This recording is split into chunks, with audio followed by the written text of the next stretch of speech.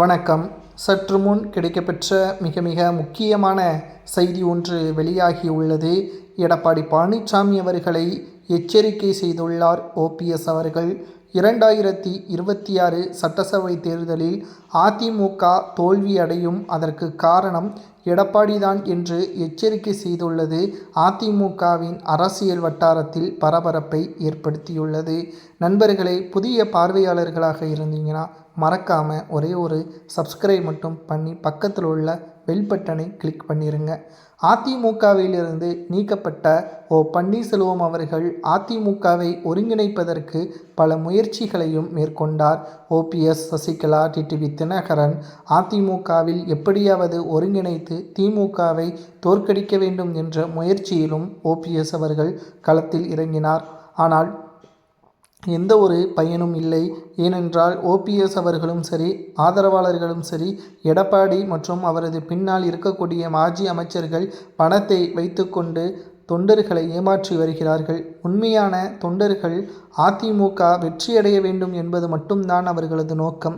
எம்ஜிஆர் அவர்கள் அதிமுகவை உருவாக்கியதற்கு காரணம் தமிழகத்தில் திமுக அகற்றப்பட வேண்டும், ஒரு முறை கூட திமுக வெற்றியடைந்துவிடக்கூடாது என்பதுதான் எம்ஜிஆர் அவர்களது எண்ணமாகவே இருந்தது. மேலும் எம்ஜிஆர் அவர்கள் ஆட்சி அதிகாரத்தில் இருக்கும் வரை திமுக ஒருபோதும் ஆட்சியை கைப்பற்றியது கிடையாது. அதேபோல்தான் மறைந்த முதல்வர் ஜெயலலிதா அவர்கள் ஒரு முறை திமுக என்றால் மறுமுறை அதிமுக, மறுமுறை அதிமுக என்று தொடர்ச்சியாக 2 முறை கூட அதிமுக ஆட்சியை அமைத்ததற்கு காரணம் திமுக ஆட்சி அமைந்துவிடக்கூடாது, மக்கள் வாழ்வு பாதிக்கப்பட்டுவிடக்கூடாது என்பதற்காக மட்டும்தான். ஆனால் எடப்பாடியோ தனது எதிரி திமுக கிடையாது, ஓபிஎஸும் டிடிவி தினகரனும் சசிகலாவும் என்று தொண்டர்களை மாற்றி வருகிறார். ஆனால் உண்மையான அதிமுகவின் தொண்டர்கள் எடப்பாடியின் பேச்சை கேட்கவில்லை. இந்த முறை அதிமுகவின் முன்னாள் அமைச்சர்கள் பலரும் தோல்வியை தழுவார்கள். ஏனென்றால் மக்களும் சரி, தொண்டர்களும் சரி, எடப்பாடிக்கு ஆதரவாக இருக்கக்கூடியவர்கள் அனைவரையும் தோல்வி பெற ஏற்பாடுகளை செய்துவிட்டார்கள்.